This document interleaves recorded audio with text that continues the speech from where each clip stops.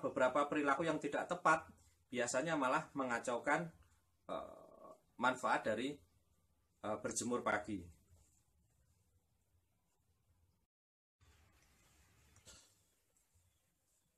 Nah, mandi pagi, udara malam, kemudian embun, kemudian air hujan.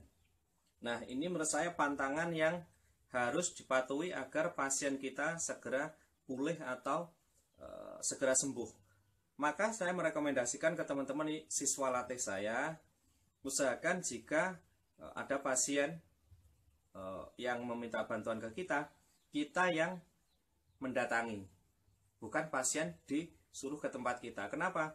Karena dalam kondisi kelelahan, kondisi tubuh tidak stabil, orang dibawa ke tempat kita, maka potensi untuk semakin parah itu potensinya sangat tinggi. Jadi kondisi kelelahan, kemudian menghirup karbon dioksida, sementara dia tadi yang dibutuhkan adalah oksigen. Nah, itu bisa memperparah. Maka selama ini saya lebih memilih mengunjungi pasien saya meskipun pasien saya berada di luar kota. Apalagi pasien yang barusan pulang dari rumah sakit yang belum bisa duduk, maka saya biasanya lebih mengutamakan pasien saya yang seperti itu. Nah, alasannya seperti itu tadi. Nah, kemudian pantangan yang harus kita perhatikan juga penggunaan kursi roda yang berlebihan. Saya sering melarang pasien-pasien saya menggunakan kursi roda untuk duduk, tidur, dan sebagainya. Kenapa? Bagi saya kursi roda itu fungsinya adalah membantu mobilitas, bukan untuk tidur atau duduk nonton TV. Nah, jadi kalau tidak ada mobilitas yang berarti, maka saya merekomendasikan lebih baik dia rebahan di tempat tidur. Nah, kelemahan penggunaan kursi roda ini, jadi efek yang sering muncul, efek negatifnya adalah tubuh bertumpu pada perut, kemudian posisi menyandar tidak sempurna, kemudian peredaran darah tidak sempurna, maka potensi untuk pulih cepat itu biasanya menjadi berkurang karena penggunaan kursi roda secara berlebihan. Nah, prinsip yang sering saya lakukan pada pasien-pasien saya adalah prinsip untuk mandiri. Jadi kalau pasien sudah bisa duduk, maka saya merekomendasikan untuk belajar makan sendiri menggunakan tangan yang sehat, bukan tangan yang sakit. Kenapa? Tangan yang sehat itu masih mempunyai relevansi yang sangat tinggi. Kenapa? Satu, ketika tangan yang sehat bergerak, maka kognisinya pun juga ikut aktif. Nggak apa-apa tangan yang sakit tetap kita istirahatkan, nggak apa-apa. Tangan yang sehat itu kita aktifkan. Mandi. Nah, selama pasien kita sudah bisa duduk, maka harus mandi sendiri menggunakan tangan yang sehat.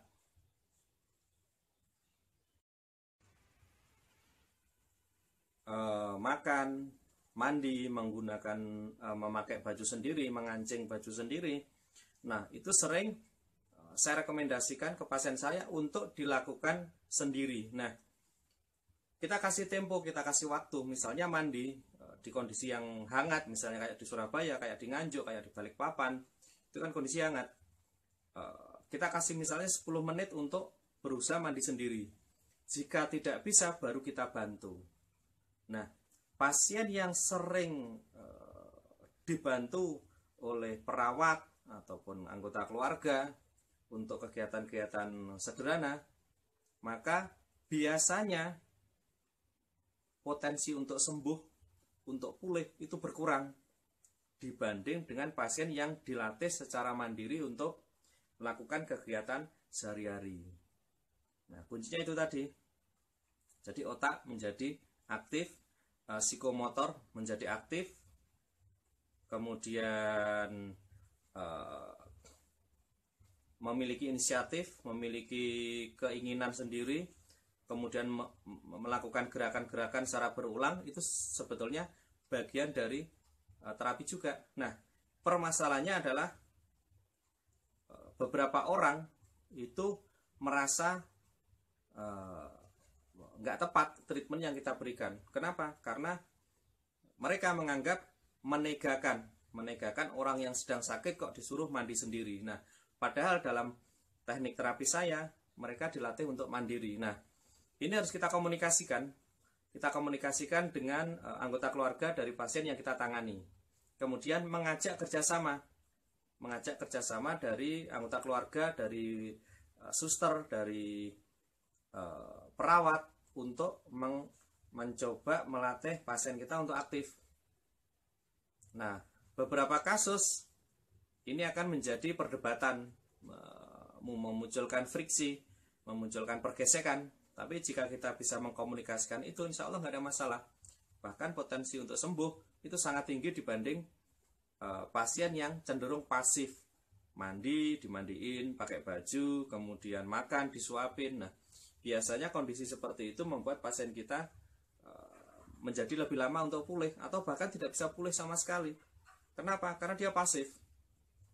Nah, maka pendekatan saya yang saya rekomendasikan adalah melatih pasien kita untuk mandiri. Nah, Bapak Ibu yang saya hormati, kalau zaman dulu, zaman mbah-mbah kita, orang stroke itu biasanya di usia-usia lanjut. Nah, ternyata semakin kesini semakin mengerikan. Saya banyak menangani pasien-pasien di usia 40. Saya juga beberapa kali menangani pasien sekitar usia 35. Beberapa kasus saya pernah di usia 27 laki-laki yang hampir terkena serangan stroke. Nah, artinya stroke itu menjadi penyakit yang mematikan, mendampingi penyakit jantung, penyakit kanker, penyakit diabetes. Nah, berarti harapan saya nanti dengan saya memberikan pelatihan, meskipun pelatihannya online karena kondisi kita masih belum memungkinkan karena ada wabah, saya berharap teman-teman nanti fokus untuk menjadi terapis stroke. Kenapa? Karena hampir di setiap tempat itu pasti ada orang yang terkena stroke. Apalagi kota-kota besar yang memiliki stres yang sangat tinggi, pekerjaan, kemudian kemacetan, kemudian makanan yang tidak higienis, kemudian pola pikir yang hedonis, konsumtif, dan sebagainya, itu berpotensi untuk membuat orang mudah terkena stroke. Nah, dalam pengamatan saya, kita bisa melihat, anggaplah dari 500 orang populasi yang ada, populasi yang kita teliti, itu hampir bisa dipastikan 2-3 orang pasti kena stroke. Bahkan di beberapa kampung, populasi sekitar 200 itu bisa sampai 3-4 orang. Artinya 1/100 orang itu pasti terkena stroke. Nah, sementara terapisnya masih belum begitu banyak. Maka harapan saya nanti teman-teman yang tertarik di terapi stroke ini, harapan saya mengikuti setiap kegiatan saya, baik online maupun offline. Mengikuti kegiatan saya dari kota ke kota. Paling enggak 2 atau 3 kali pertemuan, insya Allah nanti langsung segera bisa kok mengeksekusi, langsung bisa praktek.